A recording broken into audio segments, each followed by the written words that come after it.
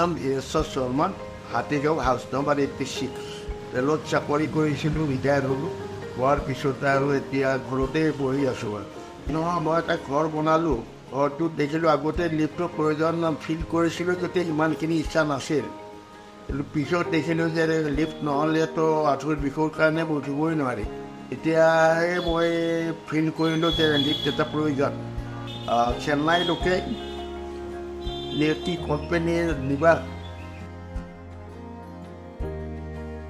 উঠিব পাৰে ভালকৈ আৰু ঠিক মইতো যিটো দেখিছোঁ ইয়াত এক্সপিৰিয়েঞ্চ মোৰ যিটো হ'ল মই উঠি নিজেও চাইছোঁ কোনো কম হৈ কোনো গ্ৰাউণ্ড দিয়া নাই ফাৰ্ষ্ট ফ্ল'ৰ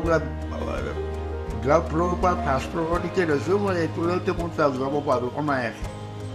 অলপ শব্দ হয় শব্দটো তেওঁলোকে হ'ব বুলিয়ে কৈছে যে শব্দটো হ'ব থাকিব এইখিনি শব্দ যেতিয়া উঠিব তেতিয়া এটা শব্দ হয় আৰু যেতিয়া তাতকৈ থামিব তেতিয়া এটা শব্দ হয়